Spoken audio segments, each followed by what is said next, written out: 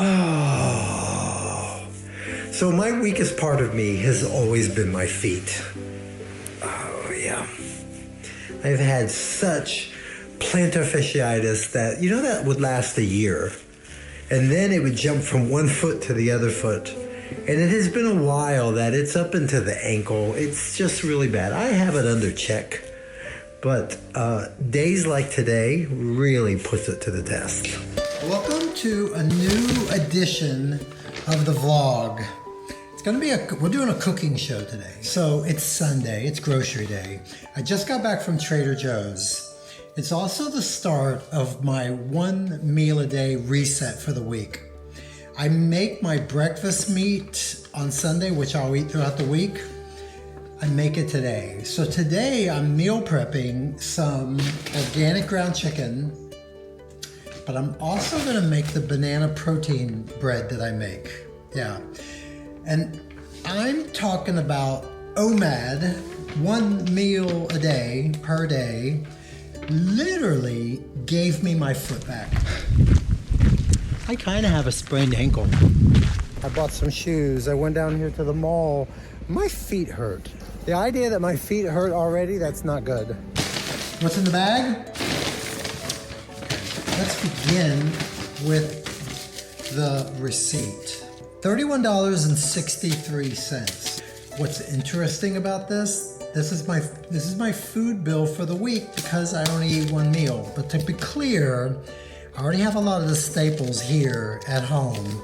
Chickpea flour, olive oil, garlic, vanilla. So this isn't the true cost of the meal, but it is a solid snapshot. Let's break it down. Today, I picked up 2 dozen of pasture-raised eggs, 2 pounds of organic ground chicken.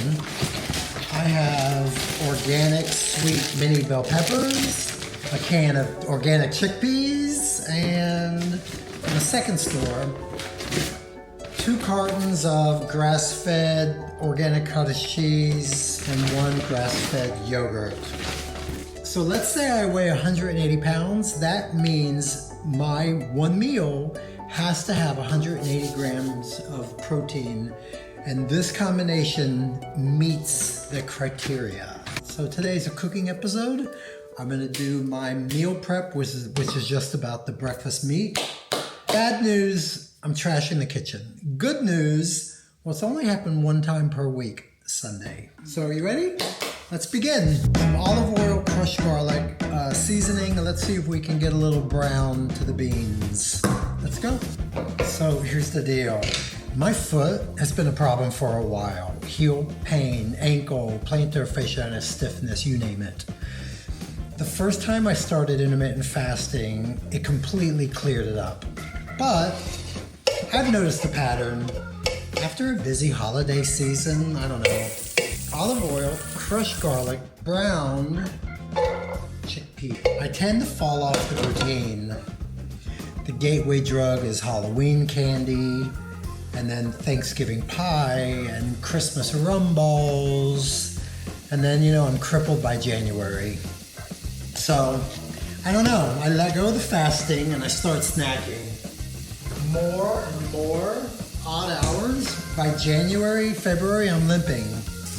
Okay. Cayenne pepper, I like a little heat. Garlic, nobody's smelling my breath. A little Greek seasoning for the vacation season, and can't go wrong with onion powder. My favorite chopper. Check out the YouTube description, I'll put a link.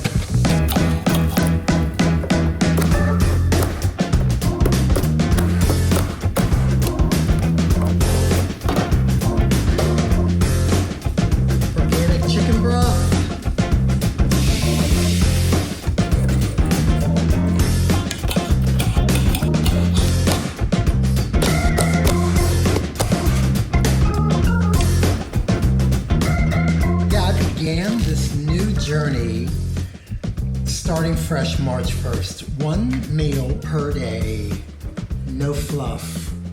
Since then, I'm down 19 pounds and 0 foot pain. 0, none. I'm headed to Greece this year with a healthy foot, and I'm not taking that for granted. 19 pounds. Remember, this has always been about how I feel. However, this is what I look like when I began intermittent fasting. Basically, this is me now. Yeah, skin might not fit, but I feel like my old self, like I've got that power again. But then I catch my reflection and I'm reminded I'm 62 years old, and 62-year-old skin is not caught up with exactly how I feel inside. But here's the shift. I don't know who needs to hear this, but I used to chase perfect. Now, I recognize that things could be as good as they're gonna be. That's not giving up. That's giving grace. I push hard, but I also know when it's time to enjoy what is. Time to enjoy what is. And right now, I feel like I'm the best version of me. Yeah. Feel strong, look real, but be enough. Be enough. So while the breakfast meat is simmering, we're gonna start the high protein banana bread. Hear me, Bob? What can you do with that? Oh, that's pretty good. What's the #1 rule of a good chef? Clean as you go. What am I not doing? Cleaning as I go. Let's move. I started using the blender for the wet ingredients. It's fantastic. I think I read somewhere don't. Well, you don't, I will. Wet ingredients, 3 ripe bananas.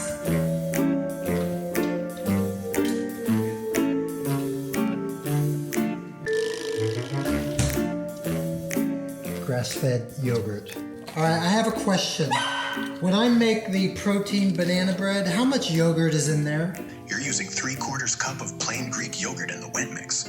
Just to keep it clear, that's mixed with 3 mashed bananas, 2 tablespoons melted butter, half a cup sugar, 2 eggs, and 1 teaspoon vanilla extract. Want me to walk through the dry ingredients or any next steps? No, we're good. Thank you so much. So now for the fun part. Banana protein bread. This is like my dessert, but it's a high protein, gluten-free, and it works perfectly with 1 meal a day. So all the wet ingredients are here. We're now going to blend.